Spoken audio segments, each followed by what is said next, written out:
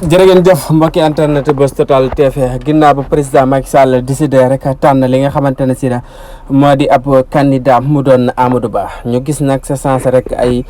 nit yu génn rek daal di wane seen démissionné ànduñu nag sa boobi la décision si mel ne Aly Ngouille Ndiaye ak Mame Boye Diao jamono ji Sénégal yi si bëri di samp laaj di wax lan moo tax ñoom ñaar ñooñi teel a rek génn te waxuñu rek ànduñu sa boobi la décision lan moo waral si ka président Macky Sall tànne ñoom nag ànduñu sa benn yoon mu doon Mame Boye Diao ak Aly Ngouille Ndiaye ba tax na ñoom ñaar kenn ku ne rek bëgg ngaa dëgmal li nga xamante ne si nag moo di élection 2024 daal di samp sa ndëndal bopp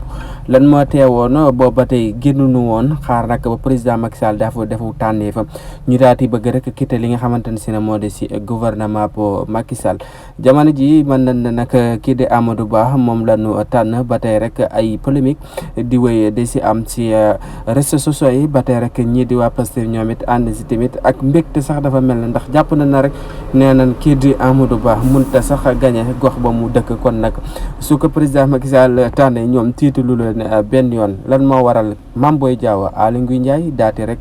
lank ndaari rek ànduñu si boobu ne addition ba bëgg a samp seen dëndal bopp